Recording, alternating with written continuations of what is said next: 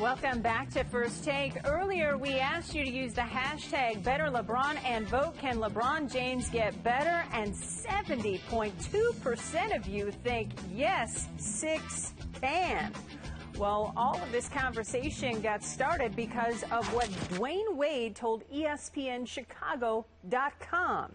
Quote, he's been very good. He has 3 MVPs. I don't know statistically how much more he can do, but I think just his dominance of the game and starting to really understand everything about the game now, it's starting to all come together. That's the scary part. It's here. This is the time. Stephen A., how much better can the King get? Oh, he can get a lot better. The fact of the matter is his work ethic is up there with anybody. Physically, he's above almost anybody that you can imagine. He's a complete freak of nature. And then when you take into account the fact that, again, he's got to improve his perimeter shot and his post game. And he's already a 3-time league MVP with career averages of 27, 6, and 7 and 7, actually. There's just no question. Because he's done all of that without much of a perimeter game, without much of a post game. So if you elevate your perimeter game and your post game and you become a legitimate weapon offensively with those 2 ingredients is added into your offensive arsenal, who's going to be able to stop him? Especially, by the way, it's one point that I left out, his free throw shooting. Because his free throw shooting, career-wise, is at about 74.6%. He could do better in that department. What if LeBron got up to 85%?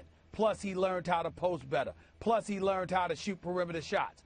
There is of course there's room for improvement because he's not great in either of the 3 categories. It's just that he's such a freak of nature that his numbers are exceptional, and he's done what he's done without them. But free throw shooting, perimeter shooting, and his post-up game, if those 3 categories improve, he will go down as the most unstoppable offensive force in NBA history. I'm with you on this, and I appreciate everything you just said because it's astonishing that we're going to agree that a 3-time MVP can get a lot better. But I think he can get a lot better. This is a testimony to his supreme physical gifts, that he won 3 MVPs. And again, I'm with you on this. He's a hard worker, but his talent, his body, his physique, it's all so off the charts that he won 3 MVPs with much room to improve. And I'm going to say this again, Stephen A., because I was very clear about this when we were at the finals.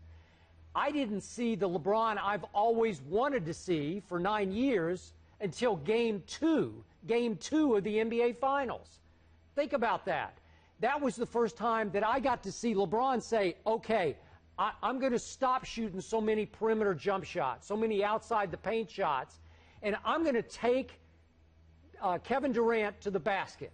And I'm either going to get to the rim, or I'm going to get him in foul trouble, or I'm going to get the ball to Chalmers or Mike Miller or Battier out on the perimeter where they can drain 3 after 3 after 3, as we saw in games 3, 4, and 5.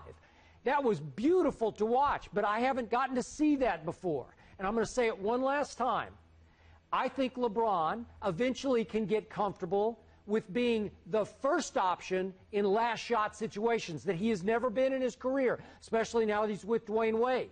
But I think at some point he can get comfortable with Dwayne's help that he can shoot that last shot and make them. Because last year in the regular season, he was not that guy.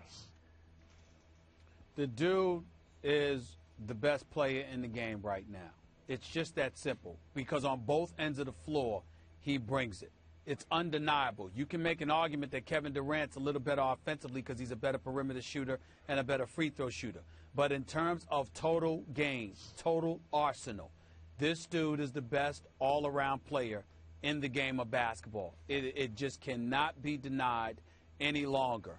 And obviously he can get better, but his greatest performance, I don't think about Game 2.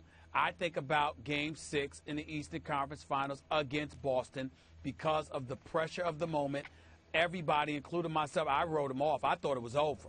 I thought it was done. I thought he had come up short again. we knew that he would be excoriated. He would be I mean, it was the criticism against him would have been merciless and unrelenting. It would have been nonstop. Even today, had he not ended up winning that series and they had lost that Game 6 to Boston, and he went there, it was the first time that I had seen one man beat five. He beat the Boston Celtics by himself. He demoralized them. He snatched their hearts right out of their chest. He beat them down. And he let them know, I was sitting right there courtside. This man let them know from opening tap, you have no chance. I'm going to destroy you. And that's what he did. It's the only game that they treated Boston like that, because Boston fought hard in Game 7. They just got tired, and they didn't have enough bodies. But LeBron in that Game 6 told the Boston Celtics, you are no match for me tonight. That, to me, was his great performance of these players.